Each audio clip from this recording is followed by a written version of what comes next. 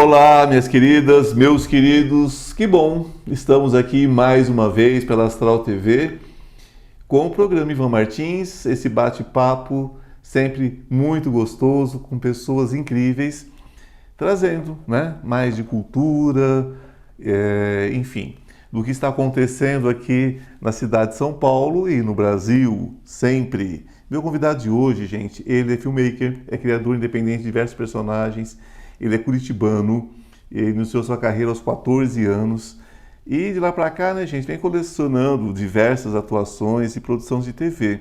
Vocês vão conhecer ele tanto do cinema como do streaming, internet, é voz original de desenhos animados e é o criador do projeto de multiplataformas também, o Nelissando, onde o próprio interpreta todos os personagens de uma família, personagens esses que já estiveram no humorístico Zorra Total, Comedy Central e vídeos semanais no coletivo Portas do Fundo. Quer dizer, com certeza vocês viram ele em algum lugar, né? Então, com você, gente, meu querido Joel Vieira. Que bom que você está aqui. Obrigado, obrigado pelo convite, Ivan. Olá, todo mundo. Eu que agradeço você ter se disponibilizado, que eu sei que você está em cartaz, é uma correria, é um corre. Daqui a pouco estou indo para o teatro já. Daqui a pouco você está no teatro. Uhum. Meu amigo, iniciar a carreira artística no Paraná, que não é o lugar mais fácil do mundo para se iniciar uma carreira artística, uma carreira de teatro, porque nós temos ainda essa questão do eixo Rio-São Paulo e ali Minas, Bahia, né, Salvador, Belo Horizonte, nós temos ali ainda um segundo eixo menor, digamos assim, em questão de possibilidades. Como é que é iniciar uma carreira aos 14 anos no Paraná e, como você disse, umas 80 peças em 14 anos? Como é que foi isso? Então, eu, na verdade, quando eu era criança, o meu sonho era ser ator de televisão, na verdade. Eu nem pensava em teatro, era só, tipo, televisão. E quando eu ganhei uma câmera, eu tinha uns 10 anos, eu ganhei uma câmera, a caseira mesmo, que meu pai comprou lá. E aí que eu comecei a gravar muitos programas e coisa de criança mesmo em casa. Aí eu ficava vendo novela, ficava mandando e-mail pra Globo, eu era um maluquinho pra entrar na televisão. E aí eu descobri que eu tinha que fazer teatro pra acontecer alguma coisa. Que daí que eu fui pro Teatro Lala Schneider, lá em Curitiba, e me apaixonei pelo teatro. Uma coisa que eu não tinha interesse nenhum antes, e me apaixonei, tipo, na primeira peça eu já estava apaixonado. E fiquei lá 10, 12 anos fazendo muitas peças. Deu umas 84, 85 peças lá que eu fiz. Mas você foi ao teatro, você foi um daqueles que entra para o teatro sem nunca ter assistido a uma peça, ou você se apaixonou ao ver uma peça e você falou, é isso que eu quero, é diferente. Como é que aconteceu com você? Então, eu conheço um monte de gente que vem aqui que se tornou ator sem nunca ter pisado no teatro antes. Então se tornou aluno de teatro.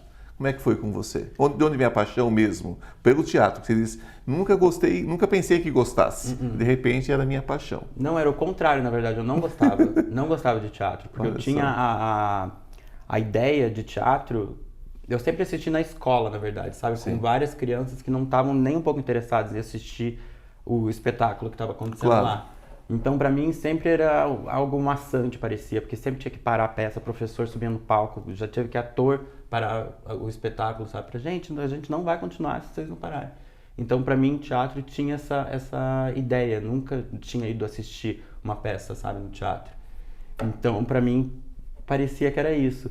E quando eu entrei no teatro, eu vi que era totalmente diferente, sabe? Que era o problema eram os alunos mesmo, né?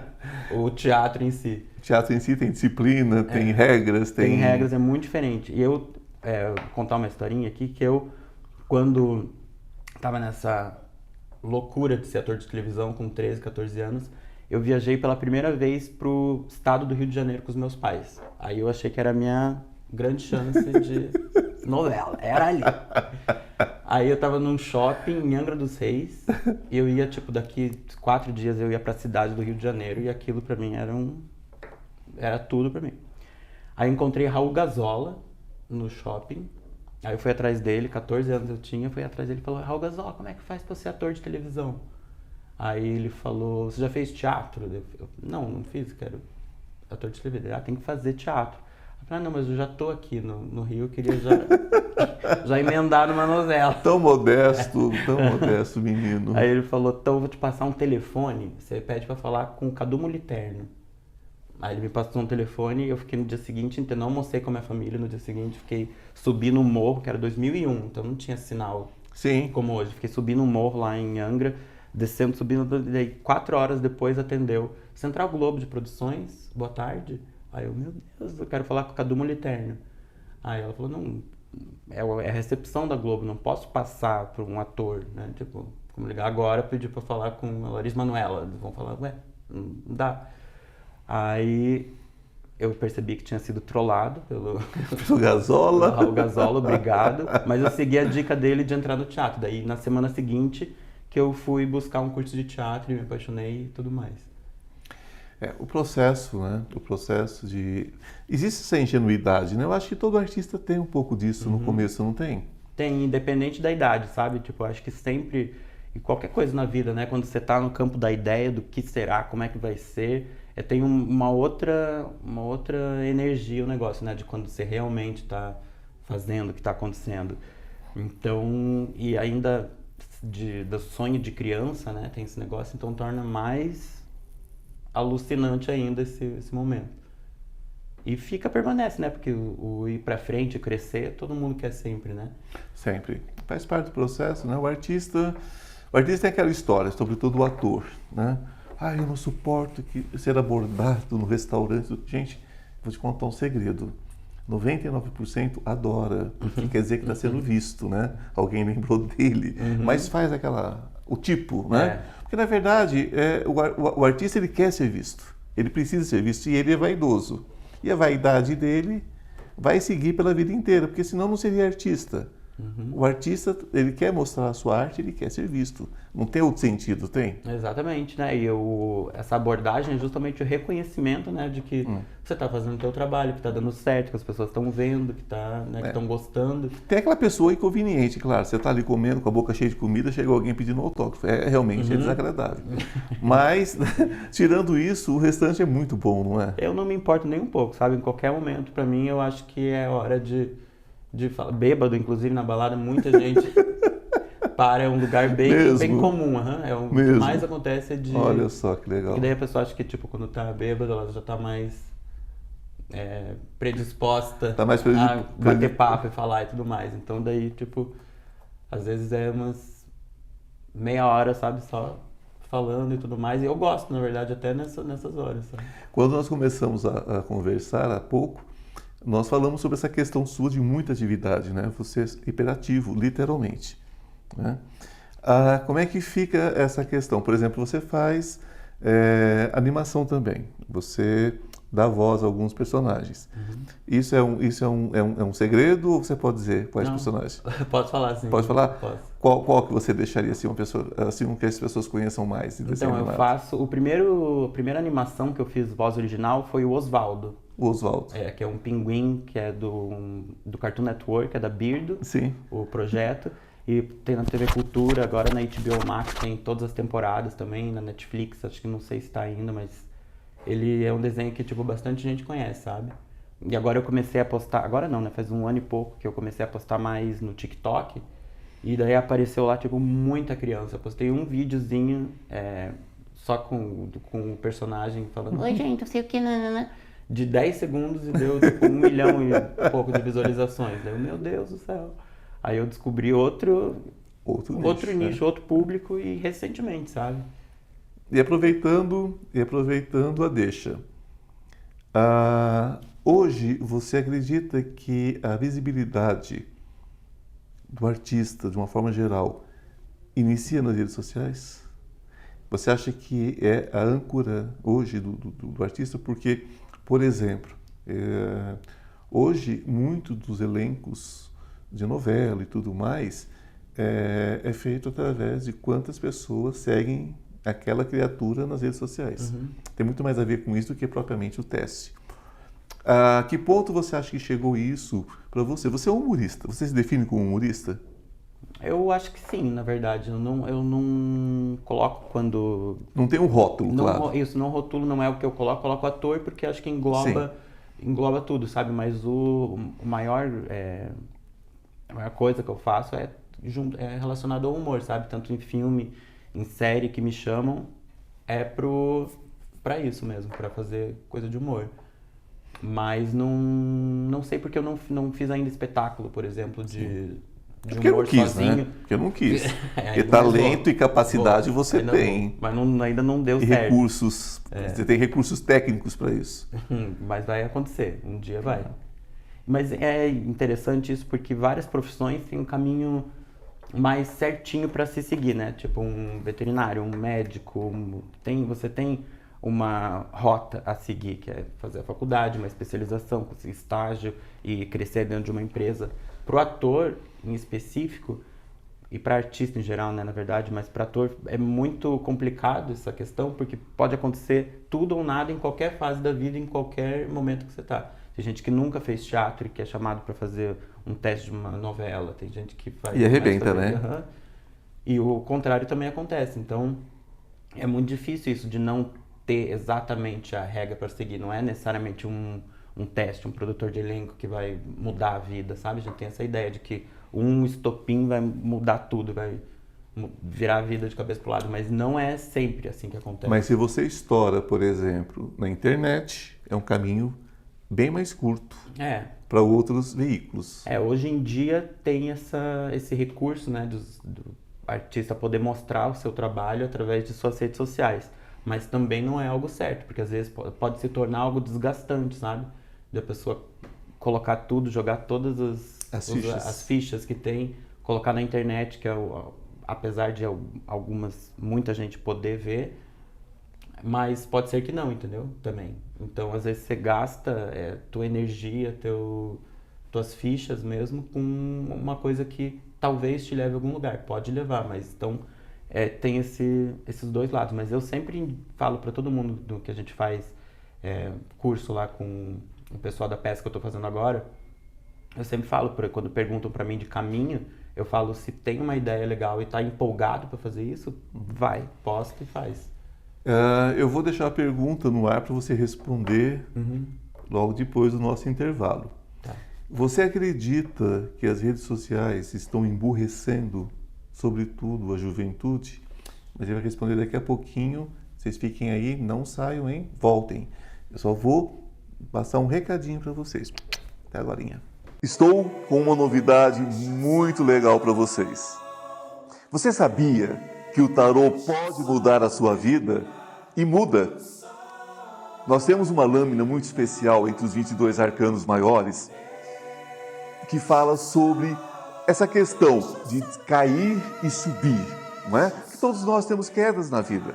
O importante é saber como subir rapidamente.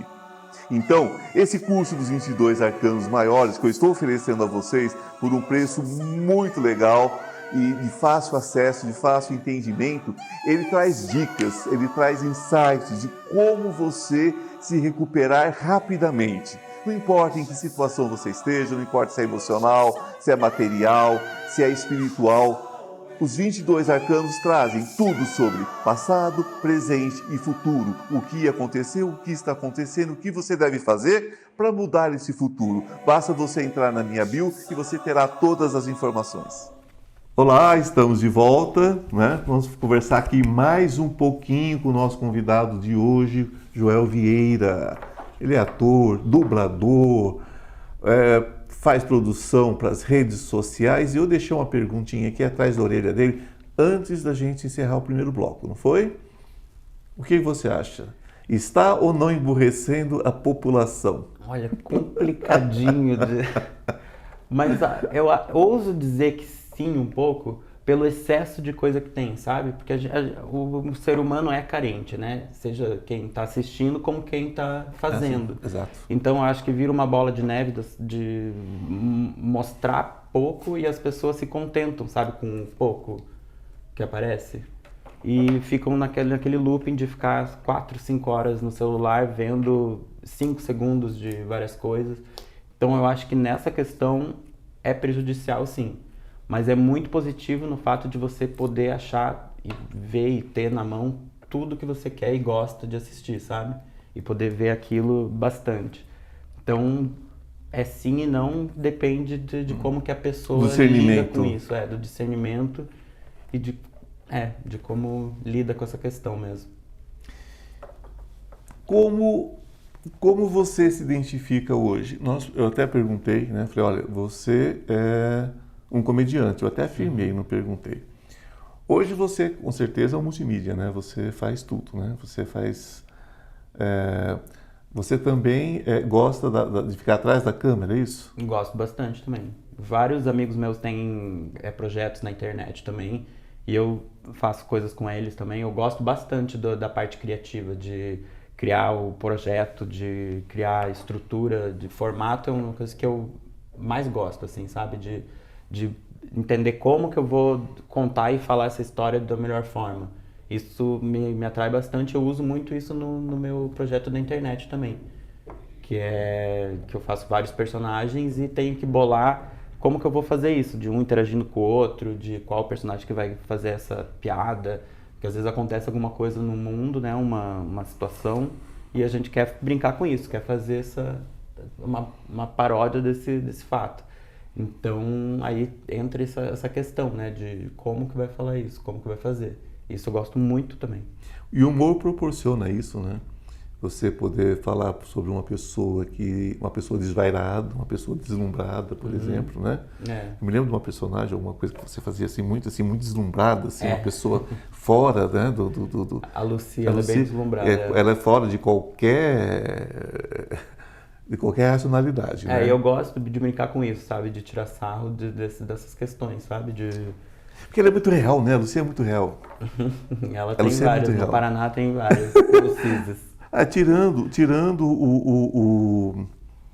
Tirando o sotaque, ela é comum em qualquer parte do mundo, né?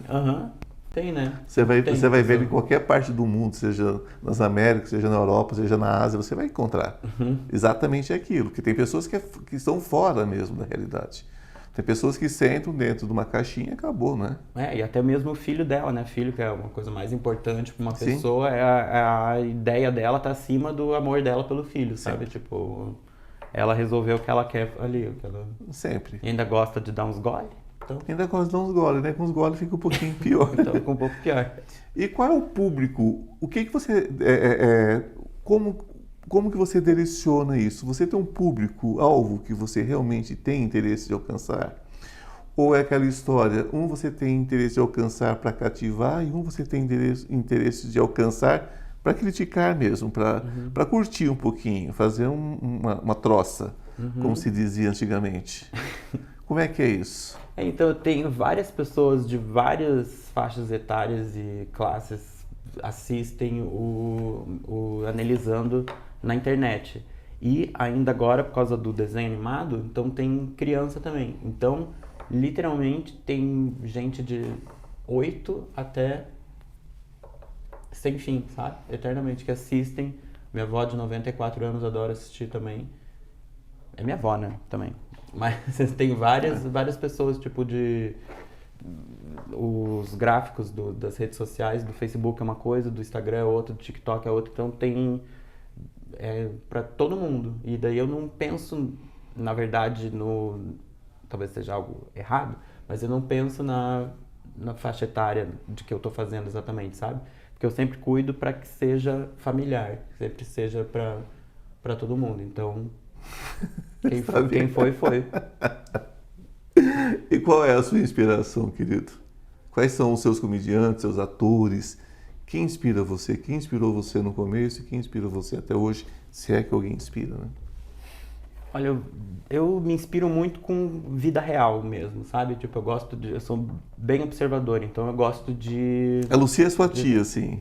Deve ter, um pouco. Tem muita gente que conhece minha família que fala que é minha mãe. A sua mãe. Ai, meu Deus, é igual a Janice, igual, não sei o quê. Mas eu não é conscientemente, tipo, eu vou imitar, eu vou fazer coisa da minha mãe, mas tem muitas escolhas de palavras, assim, sabe? E forma de falar coisas que é parecido realmente da minha família. Eu coloco você no divã e eu descubro isso daí. Isso vai descobrir. Mas eu não tenho, sabe, referências, claro que Chico Anísio, a própria Tata Werneck foi numa época que eu estava criando bastante, começando a criar para a internet, então foi bem importante ter essa referência. A Fernanda Torres, demais, assim. Sempre fui fissurado por ela, pelo trabalho dela. Tem uma americana também, Kristen Wiig, que ela fez Saturday Night Live, que também me inspira bastante do estilo de interpretação e onde acha piada, nas coisas que acha piada. Mas eu acho que ainda assim é mais na vida real mesmo que eu gosto de buscar referência, de ver tipos, né? Exato. Mas você agora está sendo... Você foi dirigido, né? Está sendo dirigido, porque a direção é permanente. Né? Pelo menos quando eu dirijo é sempre estou sempre pendurado. Guilherme Weber, ele é uma ferazinha, né? Vamos colocar assim. É uma fera. Incrível. Como é que é ser dirigido por ele? Como foi esse processo? Como está sendo esse processo? Porque só termina quando termina, né? Exato, é. Direção não tem um dia, fala assim, você está pronto, né? É. Sempre tem algo. Quando está pronto, o espetáculo acaba, né? E sempre muda mesmo. É. Apesar de não ser um espetáculo que a gente põe caco, sabe? Não é esse tipo de comédia, a Gargalhada Selvagem. Mas sempre tem alguma coisa que muda, sabe? Com a energia do público. E a gente ficou ensaiando 2 meses a peça.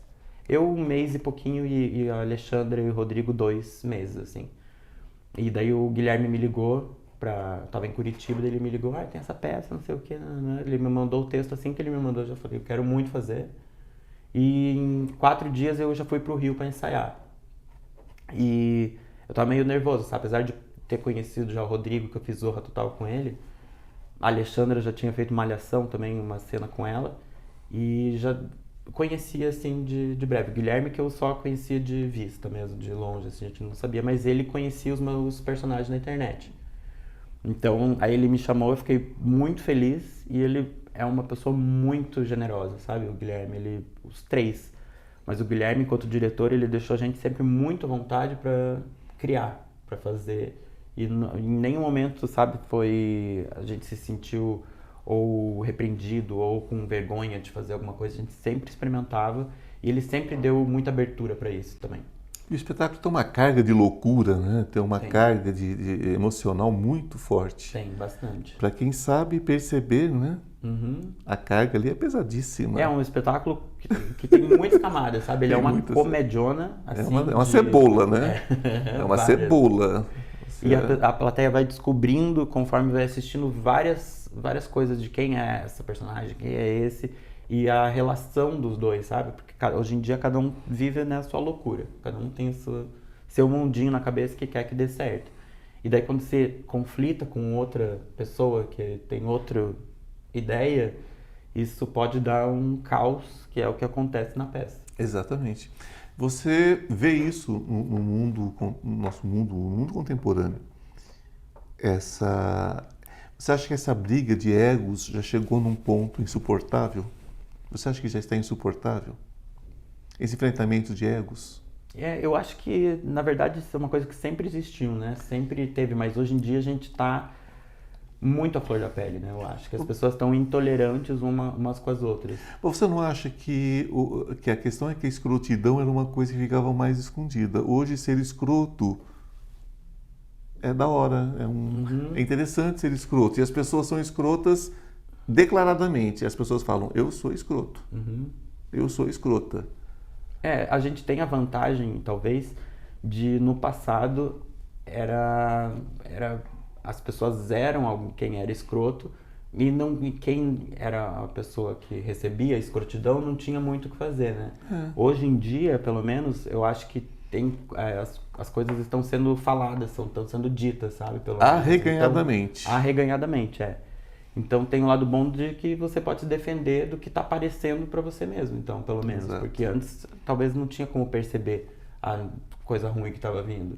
E hoje em dia você tem como perceber e já tem como direcionar. A resposta também. A resposta vem. Gente, é assunto que a gente podia ficar aqui vários programas, mas enfim, né? Tem um tempinho que já está quase no final. Então eu vou fazer uma perguntinha rápida. Planos para amanhã, futuro. Bom, a peça, a Gargalhada Selvagem, tem mais um final de semana, aqui em São Paulo, que é sexta, sábado às 8 horas e domingo às 5 da tarde. no Teatro Porto. Então, é uma semana só para assistir aqui em São Paulo. Imperdível, hein, gente? Eu ri, assim, muito, eu morri de rir. Foi muito divertido. E aí em junho a gente vai fazer uma turnezinha, vai para Porto Alegre, para Vitória, para... Eu vou postar nas redes sociais, daí vocês veem isso, as datas certinhas e o horário das apresentações. Quais são suas redes sociais? É @VieiraJoel. Tanto é no Instagram, aparece lá para falar comigo.